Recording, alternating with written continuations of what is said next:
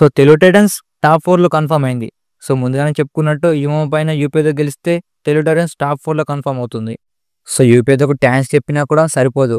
ఎందుకంటే యువ పైన అంత మంచిగా ఆడారు. సో టాప్ 4లో ఉంటే ఒక మ్యాచ్ ఓడిపోయినా కూడా ఇంకో మ్యాచ్ అవకాశం ఉంటుంది. సో తెలుగు టైటన్స్కి ఈ లక్ చూసుకుంటే ఈ సీజన్లో కప్పు కొట్టేలాగానే ఉంది.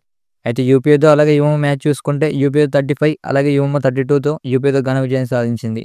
అయితే పాయింట్స్ టేబుల్ చూసుకుంటే 8th పొజిషన్ కోసం అయితే లాస్ట్ లీగ్ మ్యాచ్ దాకా కూడా కన్ఫర్మ్ కాలేదు. అయితే లాస్ట్ మ్యాచ్ పట్నా పైరట్స్ గెలిచి సో వాళ్ళ టాప్ 8 టికెట్లో అయితే కన్ఫర్మ్ చేసుకుంది. అయితే ఎలిమినేట్ అయిన టీం చూసుకుంటే యూపీ యొద్ద గుజరాత్ జైన్స్, బెంగాల్ వారియర్స్ అలాగే తమిళ తలవాస్. సో ఈ 4 టీమ్స్ కూడా ఈ సీజన్ నుంచి ఎలిమినేట్ అయింది. అయితే ప్లే ఆఫ్స్ చూసుకుంటే క్వాలిఫైర్ 1 పుణె పల్టన్ అలాగే దబాంగ్ ఢిల్లీ. అలాగే మినీ క్వాలిఫైర్ చూసుకుంటే బెంగళూరు బుల్స్ అలాగే తెలుగు టైటన్స్. ప్లేయింగ్ 1 చూసుకుంటే అరుణాచల్ అలాగే Jaipur pink Panthers. So playing 2 చూసుకుంటే యువంబా అలాగే పట్నా పైరట్స్. సో ఈ మ్యాచెస్ అన్ని ప్లే ఆఫ్స్లో జరగబోతున్నాయి. సో ప్లేయింగ్ 1 అలాగే ప్లేయింగ్ 2 టీంకి చాలా ఇంపార్టెంట్.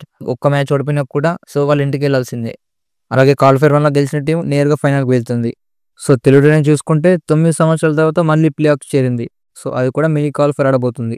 సో ఒక మ్యాచ్ ఓడిపోయినా కూడా మళ్ళీ ఒక ఛాన్స్ దొరుకుతుంది తెలుగు టైటన్స్. సో బెంగళూరు బుల్స్తో ఈ మ్యాచ్ చాలా ఇంట్రెస్టింగ్గా ఉండబోతుంది. ఎందుకంటే బెంగళూరు బుల్స్ చూసుకుంటే గత 3 మ్యాచ్లు మంచి ఫామ్లో ఉన్నారు. చెప్పాలంటే గత 6 మ్యాచ్లు మంచి ఫామ్లో ఉన్నారు, కానీ మధ్యలో ఒక బ్రేక్ వచ్చింది. సో టైటన్స్ బెంగళూరు పైన మ్యాచ్ గెలవాలంటే ఆర్డినరీ గేమ్ ఆడి సరిపోదు.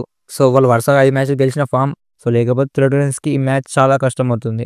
అయితే ఫ్యాన్స్కి మాత్రం ఒకటే డౌట్, సో ప్లే ఆఫ్స్ ఎలా ఆడతారు? సో ప్లేయింగ్ 1 ప్లేయింగ్ 2 అంటే ఏంటిది, మినీ క్వాలిఫైర్ అంటే ఏంటిది, చాలా మందికి డౌట్ అనేది వస్తుంది. సో మనం నెక్స్ట్ వీడియోలో దాని గురించి ఫుల్ క్లారిటీగా డిస్కస్ చేసుకుందాం. So thank you for watching.